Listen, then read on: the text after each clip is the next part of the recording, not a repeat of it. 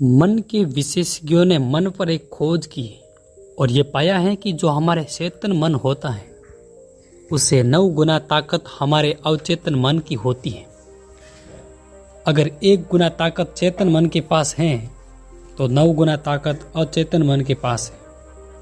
आपने कभी ख्याल किया है कि आप समझते हैं तो कि क्रोध करना, आलस्य करना बुरी आदत है। हम जानते हैं, समझते हैं, लेकिन फिर भी उन चीज़ों से दूर नहीं रह पाते। फिर भी हमें परिस्थितियां पलटते ही गुस्सा आ जाता है, आलस्य आ जाता है। तो अगर हम जानते हैं और समझते भी हैं कि ये हमारी बुरी आदतें हैं, लेकिन फिर भी हम छोड़ नहीं पाते, तो इसके पीछे का कारण क्या हो सकता है? कभी ख्याल किया आपने, सोचा? तो इस विषय को समझने के लिए हमें अपने मन की चाल को समझना होगा। जब तक अपने मन को नहीं समझेंगे तब तक हम ऊपर से चाहे कितनी भी प्रयास कर लें, कितने भी संकल्प कर लें, वह संकल्प सब के सब थोते निकलेंगे। उनसे कुछ बुनियादी बदलाव नहीं हो पाएंगे।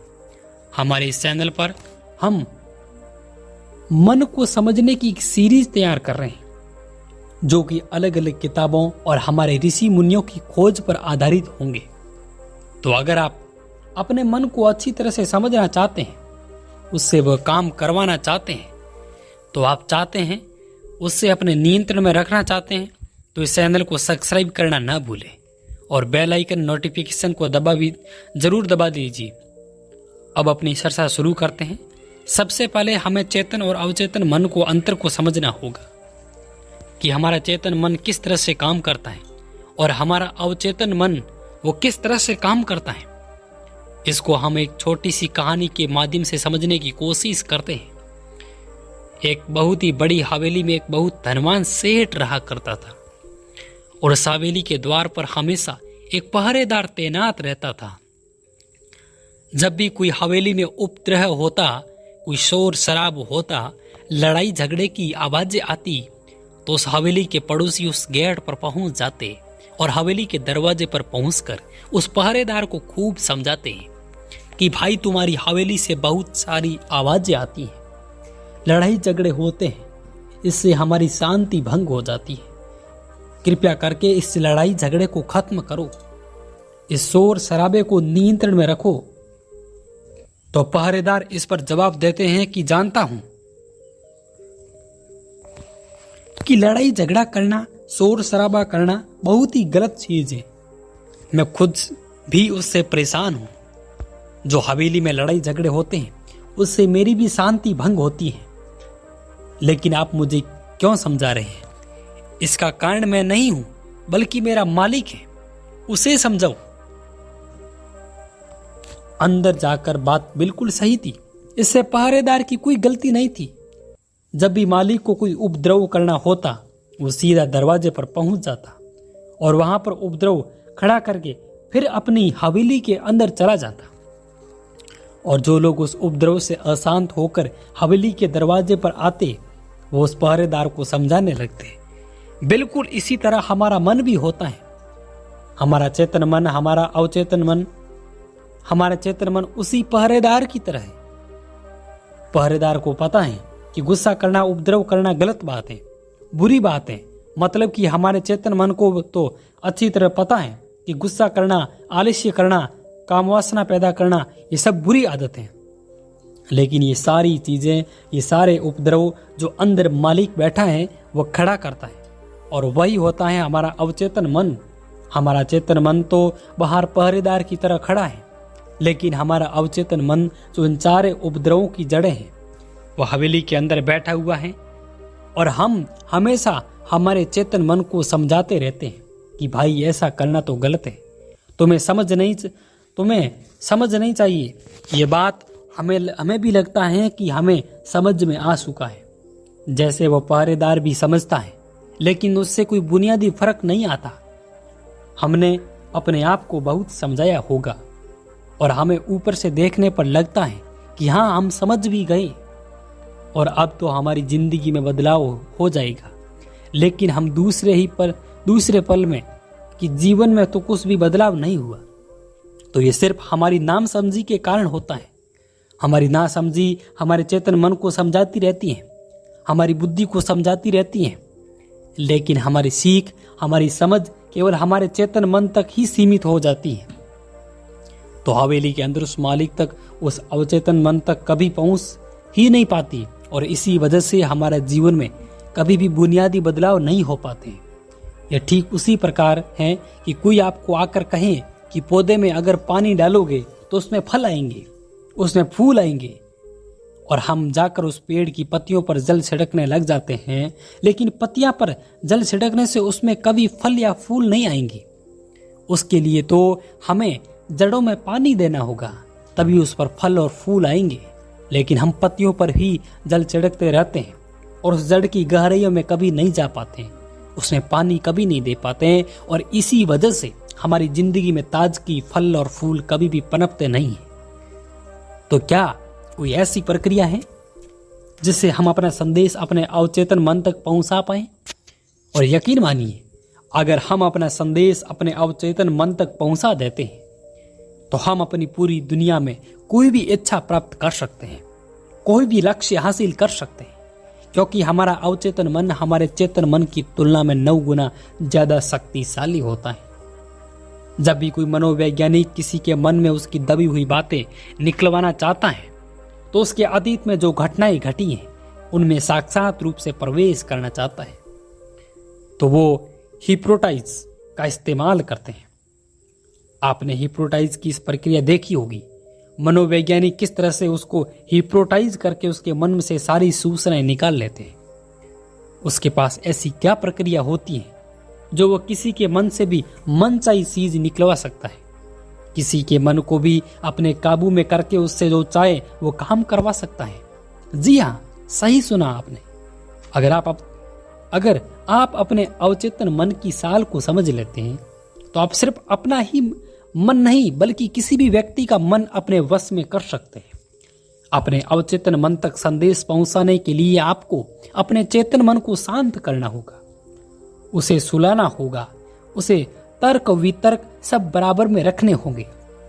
हमारा पहरेदार ही दरवाजे पर एक अंगरक्षक बनकर खड़ा है जो किसी को भी हवेली के अंदर उस सेठ तक नहीं पहुंचने देता।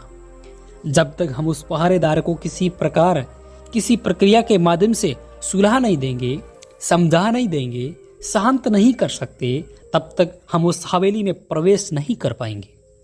हमारी तो सामान्य बुद्धि होती है, यानी कि हमारा चेतन मन तो तर्क वितर्क में माहिर होता है।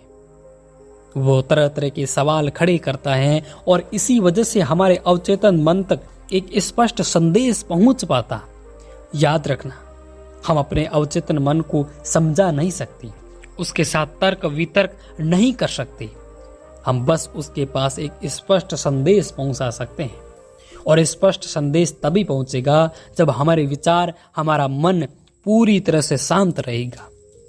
जब भी कोई मनोवैज्ञानिक किसी के मन पर प्रयोग करता है, उसके मन से अपनी मनचाही बातें निकलवाना चाहता है, तो वह सबसे पहले उसके मन को चुलाता है। आपने देखा होगा कि एक पनडुब्बी जैसी चीज उसकी आंखों के आगे घुमाई जाती है और उसके बाद उसको देखते देखते वो निंद्रा में चला जाता है। उसका चेतन मन पूरी तरह से सो जाता है। अब वो तर्क वितर्क नहीं कर सकता क्योंकि वो सो चुका है। और उसके बाद मनोवैज्ञानिक उसकी बुद्धि को, उसके चेतन मन को सुलाकर सीधा उसके अवचेतन मन में प्रवेश करके अपनी मनचाही बातें निकलवा पाता है। तिब्बत के एक महान दार्शनिक लाओत्से ने एक बात कही थी कि बात अगर समझ में आ जाए तो जीवन परिवर्तन हो जाता है। लेकिन वह बात उन्हें पुराने समय के लोगों के हिसाब से कही थी, क्योंकि उस समय तिब्बत के और बाकी दुनिया के लोग भी बहुत सरल हुआ करते थे। उनका सरल हृदय हुआ करता था। उनको जो बात जिस तरह से बताई जाती थी वो उस बात को उसी भांति ग्रहण कर लेते थे। कोई तर्क वितर्क नहीं होता था। इसीलिए जब भी उनके पास कोई तर्क वितर्क करने वाला आदमी आता तो पहले वो उसको ऐसे आदमी के पास पहुंचा देते थे जो तर्क वितर्क करने में माहिर होता था। और जब वो आदमी तर्क वितर्क करके थक चुका होता तो वो वापस वो लाओत्से के पास आता और कहता था कि मैं तर्क वितर्क करके थक चुका हूं, लेकिन उससे मुझे कुछ भी हासिल नहीं हुआ। कृपया करके आप अपना तरीका बताएं, आप अपने तरीके से मुझे समझाएं, मैं उसमें कुछ भी अवरोध उत्पन्न नहीं करूंगा। ठीक उसी प्रकार जब तक हमारी बुद्धि तर्क वितर्क करके थक नहीं जाती, समझ नहीं जाती कि तर्क वितर्क से कुछ भी हासिल नहीं हुआ, उस समय तक कोई भी बात आदमी की समझ में नहीं आ सकती। बुद्ध हमेशा अपनी बात को 3 बार दोहराते थे। राहुल सांकृत्यायन ने जब महात्मा बुद्ध के उपदेशों को ट्रांसलेट करना शुरू किया था तो वो आश्चर्य में पड़ गए, क्योंकि हर बात 3 बार बोली गई थी। अब 3 बार अगर कोई बात बोली जाए तो पहली बात तो हम उसे सुन ही नहीं पाएंगे। अगर कोई चिकित्सक किसी मरीज को बोले कि तुम बीमार नहीं हो तो ठीक है, बात समझ में आ गई, मैं बीमार नहीं हूँ। लेकिन वही बात अगर बार बार दोहराए तो आपको गुस्सा आ जाएगा। वह कहेगा कि हाँ भाई, समझ में आ चुकी है, एक बार में ही समझ में आ गई थी कि मैं बीमार नहीं हूँ, तो इसको बार बार दोहराने का क्या मतलब है। लेकिन किसी बात को बार बार दोहराने से आपका चेतन मन उसके बोर हो जाता है। बार बार सुनने से आपका चेतन मन उस पर कोई ध्यान नहीं देता। वो चेतन मन भी धीरे धीरे सोने लगता है। उसके बाद जो बातें बार बार बोली जा रही थी वो आपके भीतरी परतों पर पहुंच जाती है। भीतरी परतों पर तब तक मतलब अवचेतन मन तक पहुंच जाती है। और जब कोई बात अवचेतन मन तक पहुंच जाती है तो यकीन मानिए आप बड़ी से बड़ी बीमारी को भी आप ठीक कर सकते हैं। ऐसे प्रयोग दुनिया में बहुत से लोगों ने किए हैं। एक बार एक प्लेन क्रैश हो गया और उसमें से जो पायलट था वो वहां से गिरने की वजह से उसकी सारी हड्डियां टूट गई थी। अधिकतर हड्डियां टूट चुकी थी और वह अस्पताल में भर्ती हो गया था। उसे हिला डुला भी नहीं जाता था क्योंकि सारी हड्डियां टूट चुकी थी। और सभी डॉक्टरों ने जवाब भी दे दिया था कि इतनी हड्डियों को जोड़कर पाना, फिर से तुम्हें स्वस्थ कर पाना नामुमकिन सी बात है। लेकिन उस आदमी ने अपने अवचेतन मन को समझकर अपनी सारी हड्डियों को अपने आप ही ठीक कर लिया। ये सिर्फ हमारी अवचेतन मन की शक्तियों के कारण होता है। अनजाने में ही वो शक्तियाँ हमारे मन से काम करवाती रहती है और हमारा शरीर अपने स्वस्थ होने लग जाता है। पुराने समय में लोग सरल हुआ करते थे, साधारण हुआ करते थे। इतना तर्क वितर्क नहीं था। जो बात जिस तरह से समझाई जाती थी, जिस तरह से बोली जाती थी, उसी तरह से उनको वो समझ लेते थे। और आज की तथाकथित बुद्धिमानी यानी कि इंटेक्शन, लोग उन लोगों को रोटीवादी बोलते हैं, अंधविश्वासी बोलते हैं। लेकिन आपने एक बात नोटिस की है कि जो आदमी जितना ज़्यादा इंटेक्सल होता है, जितना ज़्यादा आकर्षित होता है, वो उतना ही ज़्यादा अशांत भी पाए जाते हैं। चाहे उसने अपनी बुद्धि का भी प्रयोग किया हो, चाहे तो वो वितरक तर्क में कितना भी समर्थ क्यों ना हो, लेकिन उसका मन फिर भी अशांत बना रहता है। तो फिर ये आश्चर्य की बात है कि इतना बुद्धिमान आदमी, इतना इंटेलेक्चुअल आदमी आखिर इतना अशांत कैसे हो सकता है। क्योंकि वह तो समझता है कि शांति ही जीवन का परम लक्ष्य होती है, और फिर वह अशांत होता है तो उसका सीधा सा एकमात्र कारण होता है कि जो बुद्धिमानी होती है वो हमारे चेतन मन का एक रूप होती है। चेतन मन से हम अपने रोजमर्रा के काम कर सकते हैं, हम उससे कोई भी भाषा सीख सकते हैं, उससे हम गाड़ी चला सकते हैं, उसमें हम गणित भी सीख सकते हैं। यानी कि वो सभी सांसारिक चीज़ें जो संसार में जीवित रहने के लिए आदमी को रोजमर्रा की जिंदगी में करनी पड़ती हैं। लेकिन जहाँ तक बात आती है क्रोध, काम वासना, आलस्य इत्यादि, जो कि हमारे अवचेतन मन का हिस्सा होती है, उनको कहीं से सीखना नहीं पड़ता। आपने क्या कभी क्रोध करना सीखा है?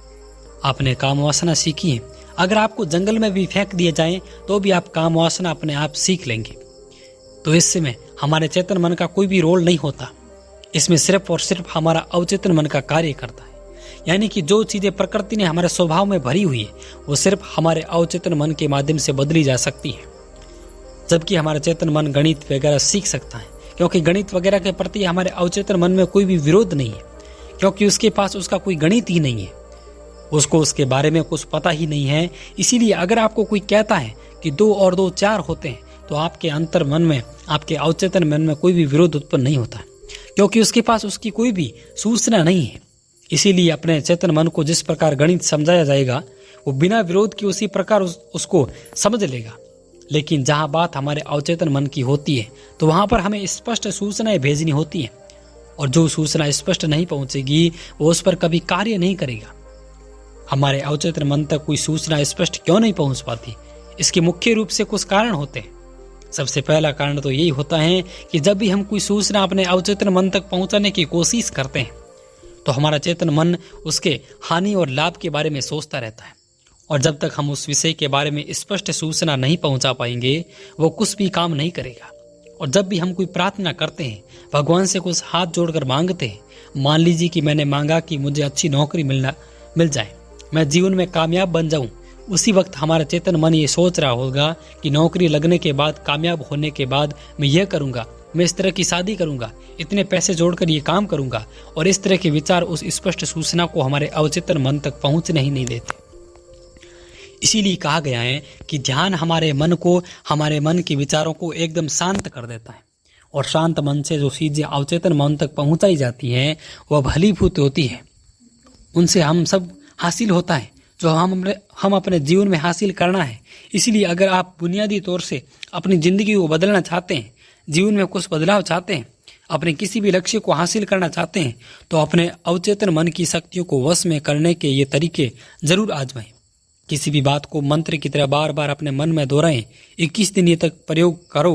हो सकता है कि आपको बोले कि इससे तो क्या हासिल होगा, लेकिन जैसे जैसे आप किसी बात को मंत्र की तरह दोहराते चले जाते हैं, वैसे वैसे वो बात स्पष्ट रूप से आपके भीतरी अवचेतन मन तक प्रवेश करती चली जाती है।